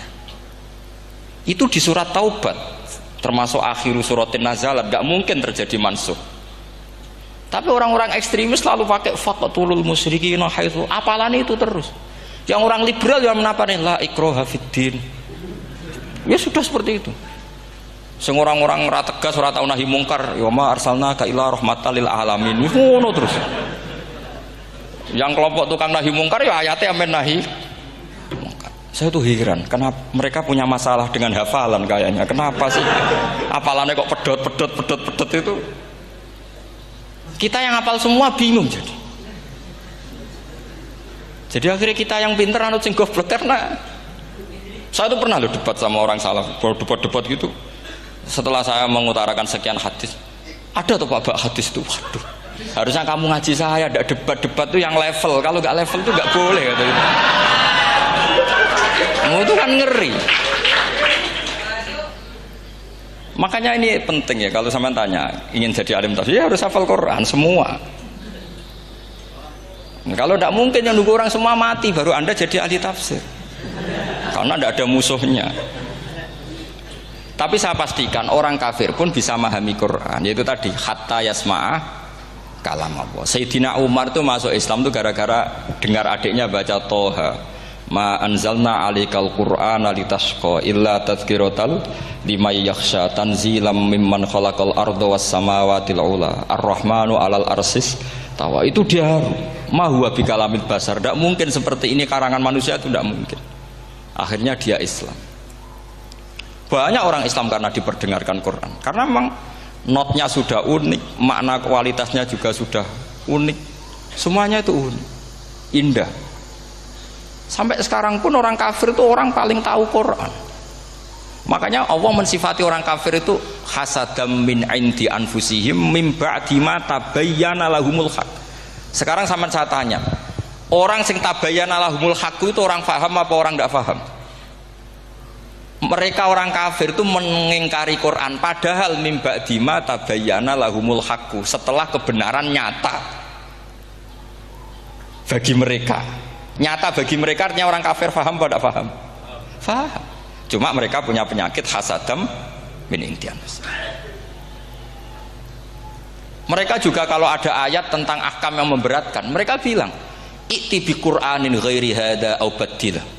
Muhammad harusnya jangan tema itu yang diangkat, bu cari Quran yang lain yang enggak tema itu. Mereka sampai memilih tema itu karena paham apa karena tidak paham? Karena paham.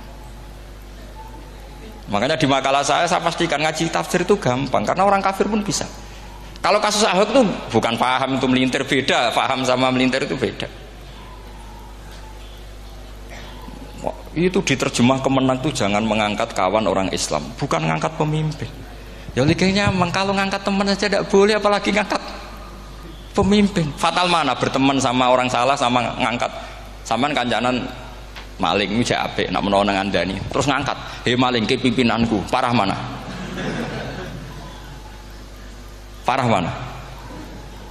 Artinya sama saja ketika diterjemah jangan ngangkat teman, sebetulnya ngangkat pemimpin lebih fatal. Itu kan mafhum awlawiyah, itu kan normal saja. Itu di Quran biasa, misalnya innalladzina ya'kuluna amwalal yatama dzulman, orang yang makan hartanya anak yatim secara zalim. Kamu bilang, "Gus saya tidak makan kok, sepeda motornya tak gasap, tak jual." Yang diharamkan kan makan. Wah ya sarap kalau gitu. Maknanya begini, memakan harta anak yatim artinya ifsad. Ifsad itu merusak. Nak ngono ikhraq, membakar atau mencuri sama dengan makan, bal asad, malah kan lebih apa? Lebih apa? Dasar. Jadi yakuluna di situ tuh ba'dul amsilah, sebagian contoh min wujuhil ifsad atau min wujuhil ihlak. Jangan kok karena ayatnya makan, oh yang haram tuh makan, kalau nyuri gak apa-apa. Waya fatal. Itu kan sama dengan santri geblek ketika ada kiai ini, "Cung, kowe mbek bojomu jogeman naboi." Suatu saat istrinya lapor lagi, "Pak Yai sekarang ndak naboi tapi nyadui." Karena naboi itu pakai tangan. Mereka pertama dilaporkan kiainya, "Pak Yai, suami saya itu sering memukulin saya pakai tangan gini. Cung jogeman naboi bojomu." "Nggih Pak Yai, siap." Suatu saat istrinya lapor, "Pak, tetap benjut, kenapa? Kalau nak ini disadui." Mereka pikirannya sing haram nabok, nak nyaduk halal. Wah itu kan ngajak goblok bareng. Nah masalahnya di usul fikih kasusnya seperti itu.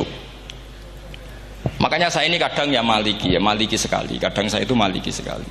Kadang ya. Misalnya begini, saya beri contoh. Ini yang kisah nyata ya. Ada seorang Arabi datang ke Rasulullah. Ya, tadi kan teman-teman minta juga ilmu hadis ya. Ini satu paket saja. Itu tadi nanti kalau sampean kasih lalim itu sudah ada urusan saya tadi. Nunggu orang mati banyak tadi. Kalau nggak usah nunggu orang mati, sarannya tadi apal tadi. "Ya Rasulullah, ahlak tuh. Saya ini orang yang rusak. Wama ahlakaka. Lalu yang bikin rusak kamu apa? Qol waqatu imroati fi nahari Ramadan. Saya menjima istri saya ketika masih siang. Fi nahari Ramadan, siang Ramadan. Walhasil Nabi tidak menyuruh hanya kodok, tapi menyuruh kafaroh. Kafarohnya itu merdekakan budak atau memberi makan 60 orang miskin atau puasa berapa? Puasa 60 hari. Atau urut merdekakan budak atau puasa 60 hari atau memberi makan sitina miskin. Oke, kita sepakat. Sepakat ya, hadis itu sahih dan diulang-ulang oleh Ashabus Sunan. Oke, riwayatnya agak masalah. Sekarang kita analisis maknanya. Sekarang sampean saya tanya, kalau anda misalnya sekarang jam berapa ini? Misalnya sekarang jam 9 kurang seperempat Ramadan, terus anda rokok atau anda ngopi, kepengen ngopi terus ngopi tanpa udhrin syar'iin, anda hanya wajib qadha apa bayar kafarah? Tidak sampean jawab. Rata-rata kiai kita, oh mau wajib qadha Gus karena gak jima. Sing seru kafarah itu nak jima. Kan ngombe kopi be jima beda. Pertanyaannya tuh lucu, ini naik secara fikih masalah. Masalahnya begini, jima bojo itu tidak zina. Jima bojo itu zina apa enggak? Enggak. Berarti dengan makan bedanya apa? Sama kan? Sama-sama amrun mubah, sesuatu yang boleh. Kenapa hukumannya berat? Makanya kata Imam Malik, ndak itu nilainya. Nilainya adalah hadku hurmati Ramadan bi ghairi udhrin syar'iyyin. Makanya kata Imam Malik, siapapun yang makan fina hari Ramadan, iftar apapun fina hari Ramadan bi ghairi udhrin syar'iyyin, maka hukumnya sama dengan jima fina hari Ramadan. Karena sama-sama ihlak ifsad hurmata Ramadan bi ghairi udhrin syar'i. Loh ndak, ini ilmiah. Kamu ndak harus cocok, tapi otak kamu harus percaya. Loh iya kan beda kan. Saya secara nafsu ndak cocok, cek berarti. Tapi ilmiah saya setuju. Kalau Kiai Kandani itu kan pasti pakai badul amsilah, kan nggak mungkin semua contoh disebut. Cong penak melaku jogeman delok wedok iku mari setan. Mboten delok Mbah, nyekel lho malah parah to. Ndak bisa. Makanya ini masalahnya lafat. Ini kembali ke Imam Syafi'i bilisanin arabiyyim mubin. Ketika seorang kiai bilang cung jogeman delok cawe wedok adalah mengungkapkan al-muharramat. Bukan mentaksis yang haram itu hanya melihat. Saya ulang lagi ya, ketika seorang kiai bilang cung jogeman delok wedok sing haram, itu semangatnya adalah melawan keharaman, bukan mentaksis yang haram hanya delok. Itu di Quran normal semua, di semua lugat ya biasa. Itu kan sama seperti misalnya seorang mbah ngasih uang cucunya, cung tak kayak duit 100.000, cung gue tuku es. Terus kue mendingan, nak ragu tuku es haram iki kan ngongkone tuku es. Lah kepen putumu mati kan nyeben 100.000 gue tuku es. Ya mulai dulu istilahnya nak mbah ngekeki putu cung 100.000 gue tuku es. Cara wong kuno. Maksudnya gue pokoknya umumnya cah cilik senane es cuma nyebut. Ya sudah seperti itu. Sama seperti Quran menghentikan begini. Ini memang salate yang fikih dulu, yang pokok-pokok. Di antara yang enggak boleh dikawin adalah wa antasma'u bainal ukhtaini illa ma qad salaf. Kamu enggak boleh menikahi Sri dan Zainab, kakak beradik. Sudah sepakat nggih? Fi nikahin wahid enggak boleh al jam'u bainal ukhtain. Jadi mbaknya kamu kawin, adiknya kamu kawin fi nikahin wahid. Tapi nak ngeduni boleh, berarti kan dengan waktu yang berbeda. Quran hanya menyebut itu. Kemudian Rasulullah zaman Sugeng itu hanya nambahi wala binal mar'ati wa ammatiha wala binal mar'ati wa kholatiha, juga agak boleh menikahi ponaan plus buliknya, baik bulik dari bapak yaitu ammah maupun bulik dari ibu disebut apa? Kholah. Kemudian ulama fikih merasa ada yang kurang, ditambahi lagi. Dua perempuan yang andekan yang satu itu lelaki kok haram nikah, berarti haram jam'u fi nikahin wahid. Misalnya cucu rabibahnya boleh enggak? Enggak boleh kan? Berarti kalau sampean mengumpulkan cucu dan mbahnya fi nikahin wahid juga enggak boleh. Tapi orang yang waras itu tidak akan nyalahkan Quran ketika tidak lengkap. Wa antasma'u bainal ukhtaini ila ma qad sal, ini tidak lengkap. Yang haram kan tidak hanya jam'u bainal ukhtain, termasuk mengumpulkan cucu dan mbahnya. Karena Quran nggak mau dengan logika tidak waras, itu tidak mau. Taruh saja orang itu rata-rata mbahnya kan umur 70 tahun, cucunya umur 17 tahun. Kebayang nggak kamu nikahi sehingga adik kan boleh bareng, pasti kamu milih bareng. Makanya Quran hanya bakas wa antasma'u final ukhtain, karena yang mungkin masih menggugah selera itu dua.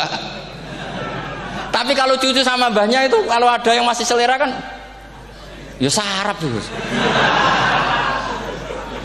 Tapi fikih sebagai kaidah tetap menerangkan termasuk yang haram jam'u adalah bainal mar'ati wajad datiha. Paham juga maksudnya? Artinya ketika menyebut itu tidak jaminan merangkum semua hukum, tapi ba'dul amsilah. Fa'innal akila yaktafiya bi isyaratil ba'di, karena orang kalau punya akal diisyarai sebagian sudah paham. Ini penting kalau aturakan. Jadi ini penting. Nah bayangkan sekarang banyak gerakan-gerakan ahli Quran katanya, tapi nggak memahami ilmu usul fikih. Quran ra ono ya wis. Nang Quran ra ono cerita harame asu, nak ngono asu ya halal. Ora ono Qurane. Sing ra ono iku tekem ora Qurane, kok aneh-aneh kowe.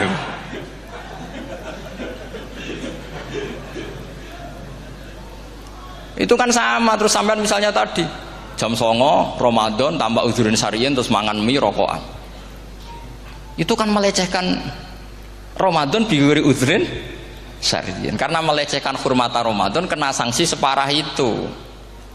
Jangan kamu terus bilang, tapi Nabi hanya bilang masalah jima fina Ramadan. Jima istri itu hukumnya itu tidak zina, hukumnya itu mubah sama dengan makan.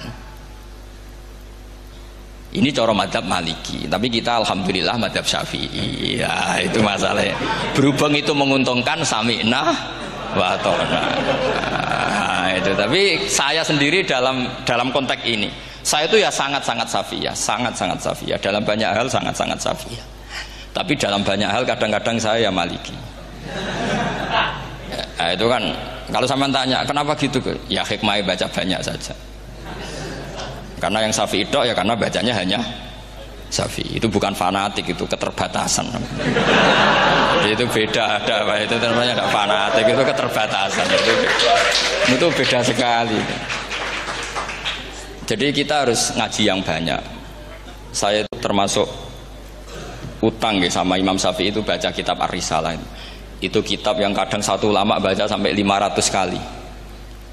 Yaitu Imam Syafi'i itu dalam kitab Risalah itu begini, ini termasuk ulumul Quran yang paling penting. Muqaddimahnya begini. Wan nasu sinfani min awalil amri. Wan nasu sinfani. Ketika Rasulullah datang membawa Quran itu manusia hanya ada dua.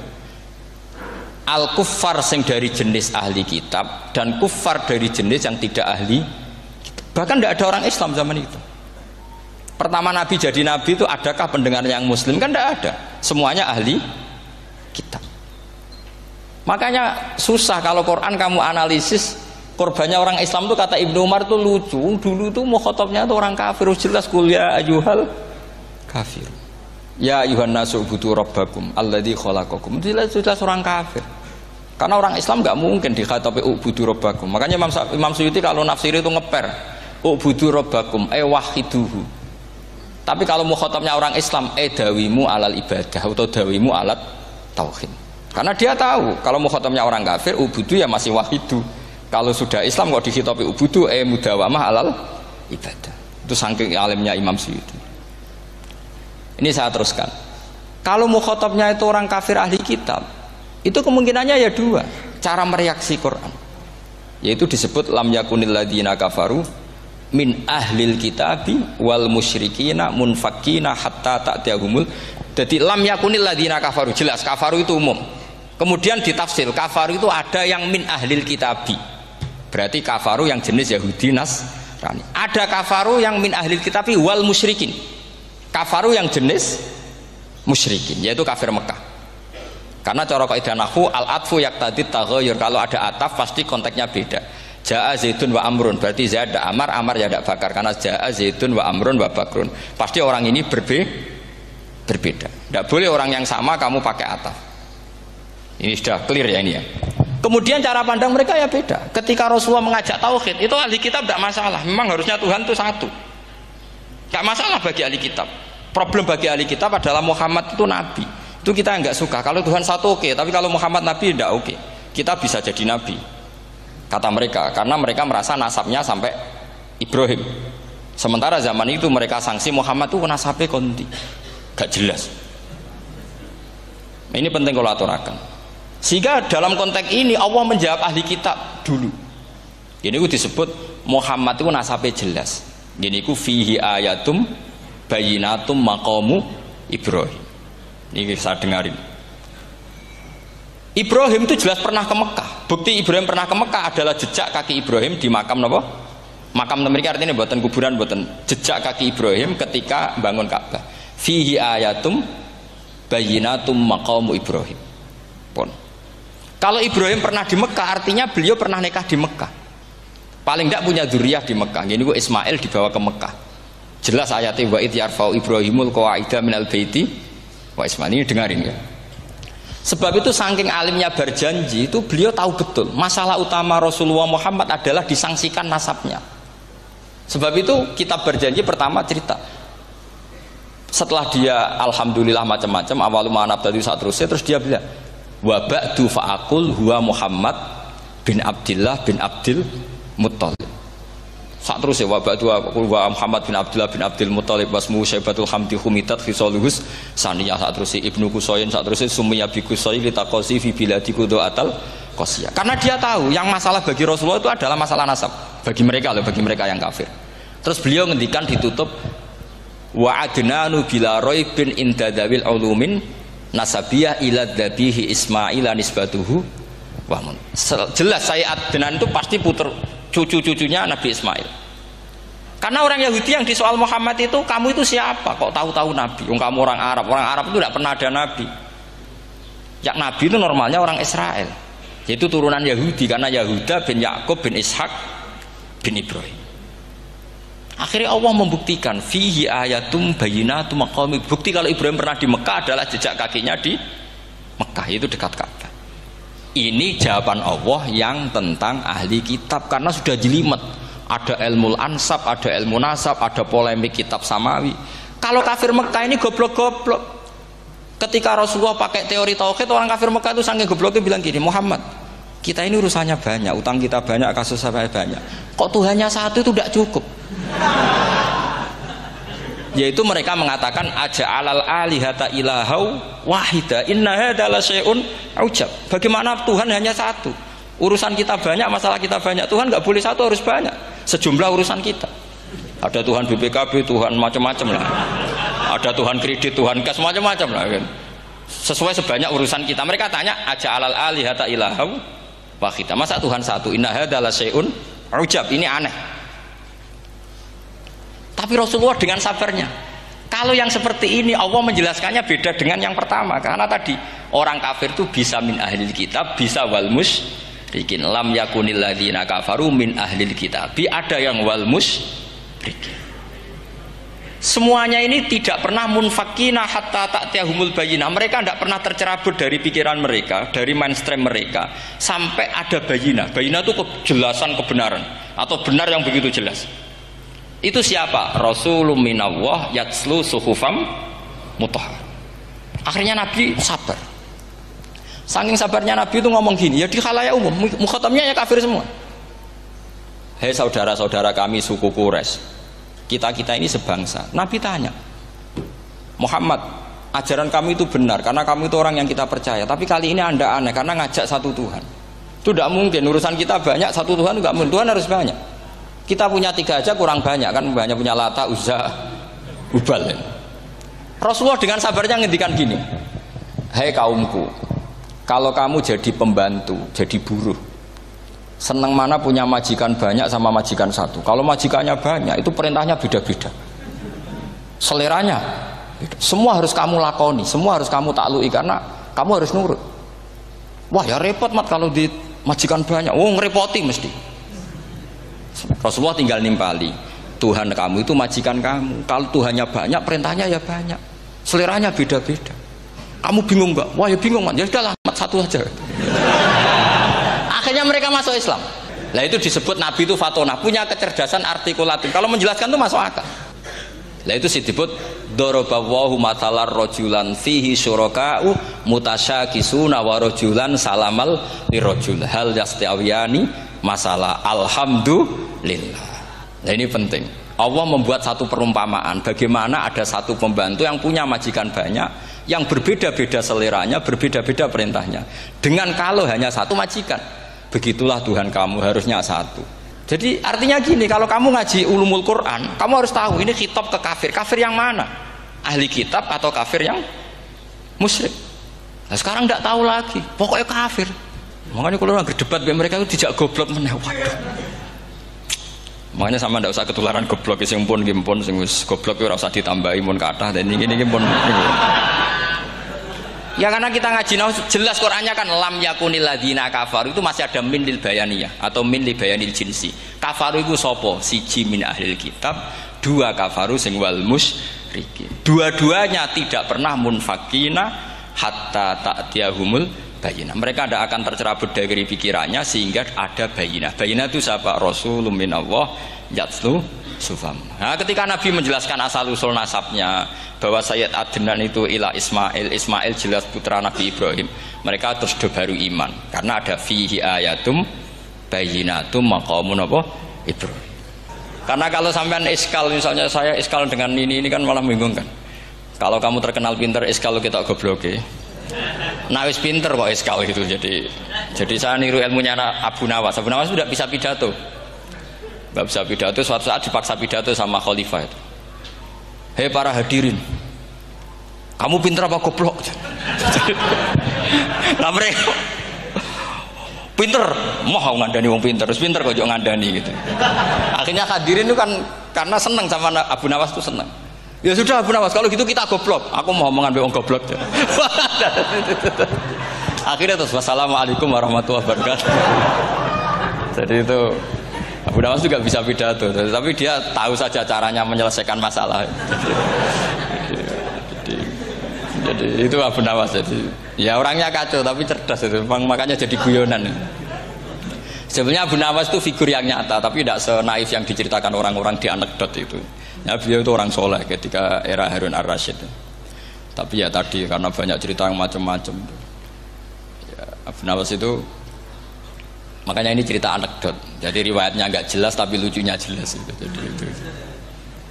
Dia itu mangkel punya tetangga profesor ahli astronomi. Adiknya itu mau iso omong tok.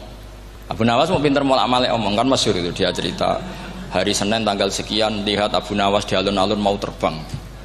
Orang lihat semua itu Abu Nawas itu ya sudah di podium ya gitu-gitu tok. Kok nggak mau terbang-terbang? Ya mau itu ya tidak. Wassalamualaikum warahmatullahi wabarakatuh. Yang bilang Abu Nawas terbang siapa? Abu Nawas mau terbang.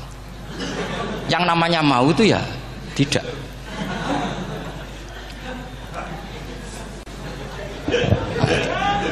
Pernah dia itu lomba sama Harun Ar-Rasyid. Siapa paling banyak pengunjung rumahnya di alun-alun. Harun Ar-Rasyid bikin khemah, dia bikin khemah. Tentu cerita ini bohong, yakini ini bohong. Makanya ini bohong tenang. Makanya ini anekdot, hanya guyonan. Harun Ar-Rasyid karena dia raja itu ada apel, ada makanan macam-macam. Ya tentu pengunjungnya banyak. Batas akhir itu penilaian jam 12 malam. Abu Nawas tenang, satu pun nggak ada pengunjung, nggak ada makanan, nggak ada apa. Pas jam 12 rumahnya dia, kemahnya dibakar. Orang ke dia semua. Dit menang dia karena jumlahnya. Bahkan Harun Ar-Rasyid itu datang ke kemahnya dia. Karena lombanya kan pengumpulan massa terbanyak tit jam 12. Harun Ar-Rasyid pikirannya santri ya sugoi jajan nggak mesti teko itu pikirannya gitu. Abu Nawas pikirannya beda, jenenge ana kebakaran pasti datang. Wis dihitung biaya khemah sama hadiahnya banyak hadiahnya. Yang ahli falak ini punya ilmu yang rasional, yang pinter sekali. Dia ilmuwan bahwa bumi itu bulat-bulat. Nah, saya lagi tren meyakini bumi flat niku ya kacau niku. Gara-gara penjelasan sing sepihak. Niku wong nganggur. Lah wong ilmuwan kok sentimennya perkara wedi dhuwit. Enggak boleh ilmuwan menyebut sentimen apa? Uang. Akhir bumi itu bulat-bulat. Jadi kalau Anda jalan ke timur terus nanti ke titik yang sama. Abu Nawas ora paham karena dia memang enggak ahli sains gitu. Suatu saat si profesor ini kemalingan, malingnya melayu ngetan. Terus minta tolong sama Abu Nawas kejarlah maling itu. Kemana? Ke timur. Dia ngejar ke barat. Ditanya sama profesor, saya udah bilang larinya maling itu ke timur, kalau kejar ke barat nanti ketemu di titik yang sama. Jadi, akhirnya profesornya ngerti, oh ngenyek tuh. Jadi, nah khawatir saya nanti kalau santri-santri tidak pinter ilmu, terus pilihannya ilmu kayak Abu Nawas, jalan pintas tadi. Karena belajar falak jelimet, belajar faraid apa? Jelimet ada aul, ada roh, terus semua ada masalah yang ruwet-ruwet terus. Akhirnya mau olah bicara. Ini musibah, inna lillahi wa inna ilaihi raji'un. Itu tidak boleh. Quran tidak mengajarkan itu. Quran tetap mengajarkan ilmu meskipun ada nilai seninya. Assalamualaikum warahmatullahi wabarakatuh.